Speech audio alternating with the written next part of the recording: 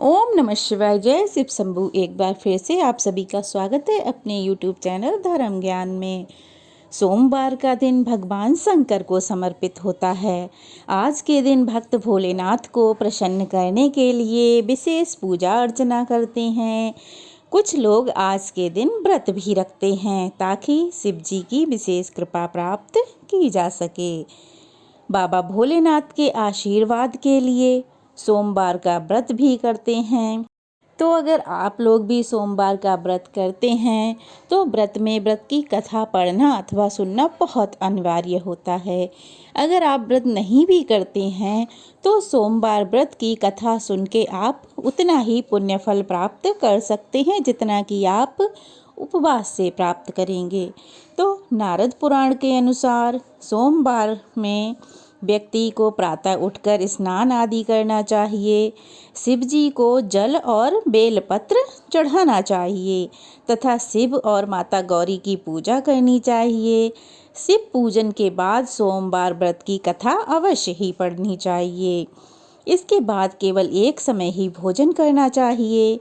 साधारण रूप से तो सोमवार का व्रत दिन के तीसरे पहर तक ही रखा जाता है, मतलब शाम तक रखा जाता है। सोमवार व्रत 3 प्रकार के होते हैं: प्रति सोमवार व्रत, सौम्य प्रदोष व्रत और 16 सोमवार का व्रत। इन सभी व्रतों के लिए एक ही विधि होती है। तो आज के वीडियो में हम सुनेंगे सोमवार व्रत की कथा। तो चलिए बिना देरी किए हुए कथा शुरू करते हैं। बहुत समय पहले की बात है। किसी नगर में एक साहूकार और साहूकारनी रहते थे। उनके घर में धन की तो कोई कमी नहीं थी, वो बहुत अमीर थे। लेकिन उन्हें एक दुख था कि उनके कोई संतान नहीं थी। इस कारण से वे दोनों बहुत दुखी रहा करते थे। पुत्र प्राप्ति के लिए वह प्रत्येक सोमवार व्रत रखते थे और पूरी श्रद्धा के साथ शिव मंदिर में जाकर भगवान शिव और माता पार्वती जी की पूजा करते थे। उसकी भक्ति को देखकर एक दिन माता पार्वती प्रसन्न हो गईं और उन्होंने भगवान भोलेनाथ से उस साहूकार की मनोकामना पूर्ण करने का आग्रह किया। पार्वती जी की इच्छा सुनकर भगवान शिव ने कहा कि हे पार्वती, इस संसार में हर प्राणी को उसके कर्मों का फल तो भोगना ही पड़ता है और जिसके भाग्य में जो होता है उसे वही मिलता है। लेकिन पार्वती जी साहूकार की भक्ति का मान रखने के लिए उसकी मनोकामना पूर्ण करने की इच्छा जताने लगीं। माता पार्वती के आग्रह करने पर शिवजी ने साहूकार को पुत्र प्राप्ति का वरदान तो दे दिया, लेकिन साथ ही यह भी कहा कि उसके बालक की आयु केवल 12 वर्ष ही होगी। अब माता पार्वती और भगवान शिव की यह सारी बातचीत वो साहूकार सुन रहा था। उसे ना तो इस बात से कोई खुशी हुई और ना ही कोई दुख हुआ, बल्कि वह पहले की भांति ही शिव जी की पूजा करता रहा। अब कुछ समय बीता। कुछ समय के बाद साहूकार के घर में एक पुत्र का जन्म हुआ। जब वह बालक 11 वर्ष का हुआ तो उसे पढ़ने के लिए काशी भेज दिया गया। साहूकार ने पुत्र के मामा को बुलाकर बहुत सारा धन दिया और कहा कि तुम बालक को लेकर विद्या अध्ययन के लिए काशी ले जाओ और मार्ग में यज्ञ कराते हुए जाना। जहाँ भी यज्ञ कराओ वहाँ ब्राह्मणों को भोजन कराना और दक्षिणा अवश्य देना। अब क्या था, दोनों मामा भांजे इसी तरह से यज्ञ कराते हुए ब्राह्मणों को दान दक्षिणा देते हुए काशी की ओर चल पड़े। रात में एक नगर पड़ा जहाँ नगर के राजा की कन्या का विवाह था। लेकिन जिस राजकुमार से उसका विवाह होने वाला था वह एक आंख से काना था। राजकुमार के पिता ने अपने पुत्र के काना होने की बात को छुपाने के लिए एक चाल सोची। साहूकार के पुत्र को देखकर उसके मन में यह विचार आया कि क्यों न लड़के की जगह दूल्हा बनाकर इसे ही बिठा दिया जाए और राजकुमारी से विवाह करा दिया जाए। विवाह के बाद इसको कुछ धन देकर विदा कर दूंगा और राजकुमारी को अपने नगर ले जाऊंगा। अब लड़के को दूल्हे के वस्त्र पहनाकर राजकुमारी से विवाह करा दिया गया। लेकिन साहूकार का पुत्र तो बहुत ईमानदार था, उसे यह बात न्याय संगत नहीं लगी। उसने अवसर पाकर राजकुमार की चुन्नी के पल्ले पर लिखा कि तुम्हारा विवाह तो मेरे साथ हुआ है, लेकिन जिस राजकुमार के साथ तुम्हें भेजा जाएगा वह एक आंख से काना है। मैं तो काशी पढ़ने के लिए जा रहा हूँ। जब राजकुमारी ने चुन्नी पर लिखी बात पढ़ी तो उसने अपने माता पिता को यह बात बताई। राजा ने अपनी पुत्री को विदा नहीं किया, विदा करने से मना कर दिया और बारात वापस चली गई। दूसरी ओर साहूकार का लड़का और उसका मामा काशी पहुंच गए और वहां पहुंचकर उन्होंने यज्ञ किया।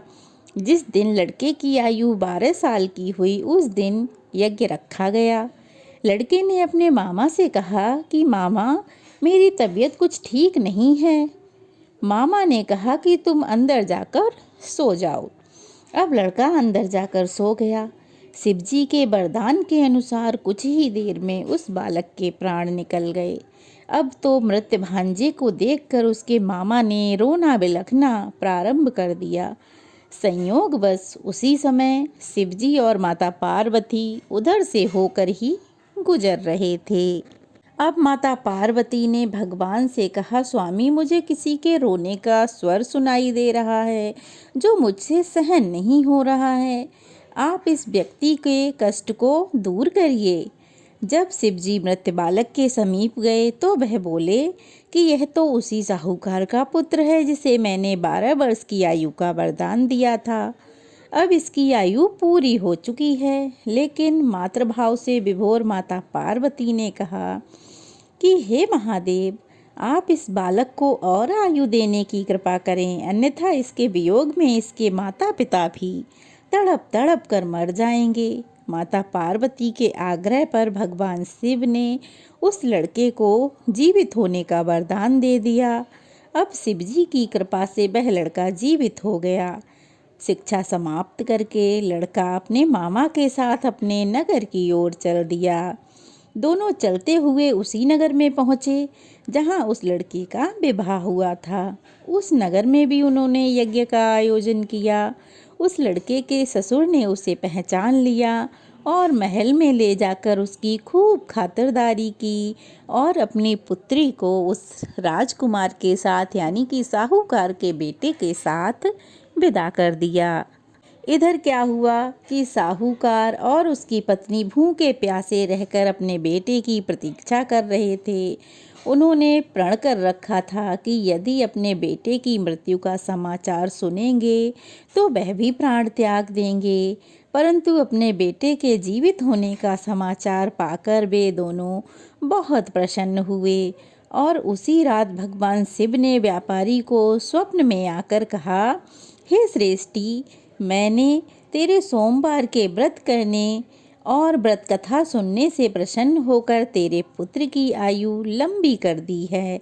इसी प्रकार जो भी सोमवार की व्रत कथा सुनेगा, सोमवार का व्रत रखेगा, भोलेनाथ की कृपा से उसके सभी दुख दूर हो जाएंगे और उसकी संतान की आयु लंबी होगी। निसंतान दंपतियों को संतान की प्राप्ति होगी और घर में जो कोई भी ग्रह कलेश होगा वह सब भोलेनाथ की कृपा से शांत हो जाएगा। तो यह थी सोमवार व्रत कथा। कैसी लगी कमेंट बॉक्स में ज़रूर बताइएगा। अच्छी लगी हो तो वीडियो को लाइक करके शेयर कीजिएगा, ढेर सारे कमेंट्स कीजिएगा और अगर नए हैं तो प्लीज़ चैनल को सब्सक्राइब कीजिएगा। जय भोलेनाथ, जय शिव शंभू, ओम नमः शिवाय।